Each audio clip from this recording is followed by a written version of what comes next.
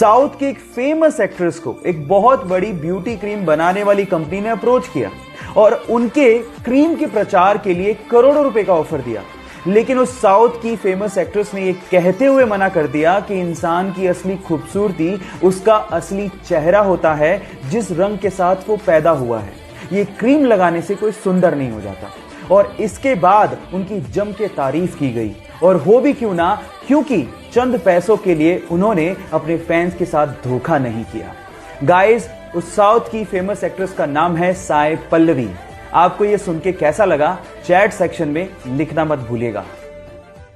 Guys, मान लो कि अगर किसी दिन डॉल्फिन और शार्क की भिड़ंत हो जाए तो क्या होगा?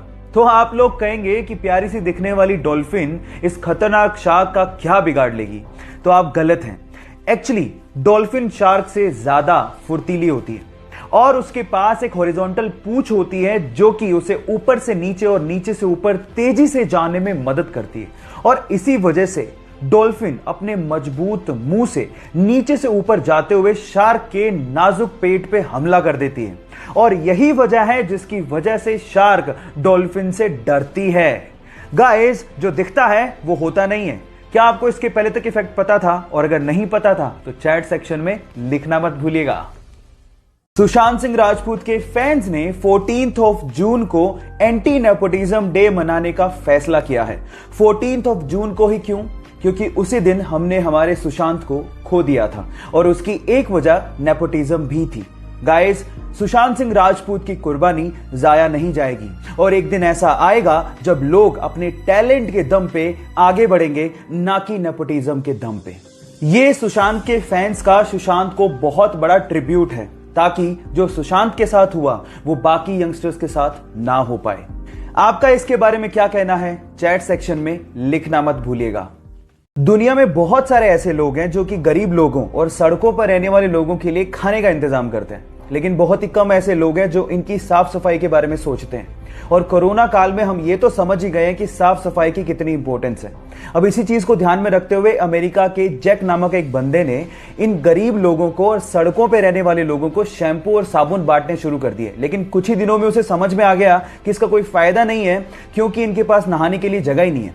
तो फिर उस बंदे ने एक ट्रक खरीदा और उस ट्रक को मोबाइल बाथरूम में कन्वर्ट कर दिया। उस ट्रक में उसने शीशा भी लगाया, साबुन और शैम्पू का इंतजाम भी किया, ताकि ये गरीब और सड़कों पर रहने वाले लोग अपनी साफ सफाई का इंतजाम कर सके। गाइस, आपको ये आइडिया कैसा लगा और क्या आप इसे इंप्लीमेंट करना चाहेंगे? चैट सेक्शन में लिखना मत भूलिएगा। एक बार सुशांत सिंह राजपूत के किसी फैन ने उन्हें सोशल मीडिया पे मैसेज करते हुए लिखा कि मेरे पास पैसे नहीं हैं, लेकिन मैं केरला के बाढ़ पीड़ितों के लिए कुछ खाने की चीजें डोनेट करना चाहता हूं। आप बताइए मैं क्या करूं? तो सुशांत सिंह राजपूत ने 1 करोड़ रुपया डोनेट करने के बाद उस फैन को रिप्लाई किया कि तुम जो चाहते थे वो मैंने कर दिया।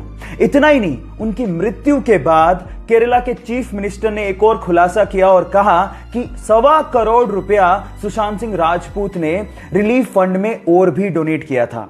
जहां हम एक और 100 रुपया भी डोनेट करना होता है तो सोशल मीडिया पे हो हल्ला मचाते हैं, वहीं उस बंदे ने 1.25 करोड़ रुपया डोनेट करने के बाद भी किसी को बताया तक नहीं, और यह खबर उनकी मृत्यु के बाद बाहर आई।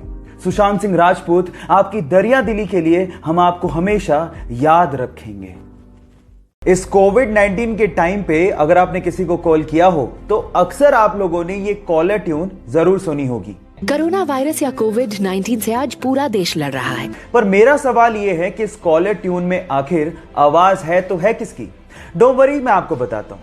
ये है दिल्ली की 40 वर्षीय जसलीन भल्ला, जो पेशे से वॉइस ओवर आर्टिस्ट हैं, जिन्होंने किसी कंपनी के लिए इस ऑडियो को रिकॉर्ड किया था।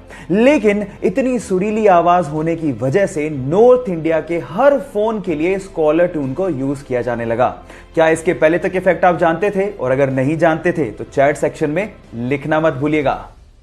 गाइस, एक खुशखबरी है, कोरोना की पहली दवा आ गई है। जी हां, आप ठीक सुन रहे हैं। भारत सरकार ने फैबीफ्लू नामक एक दवा को कोरोना के खिलाफ इलाज के लिए आधिकारिक मंजूरी दे दी है। यह पहली ऐसी खाने वाली दवा है जिसे भारत सरकार ने मंजूरी दी है, और यह दवा बेसिकली कोरोना के माइल्ड और मॉडरेट लेवल के लक्षण वाले मरीजों को दी जा सकती है। कंपनी का यह भी दावा है कि जिसे डायबिटीज या फिर हार्ट डिजीज है उसे भी यह दवा आसानी से दी जा सकती है।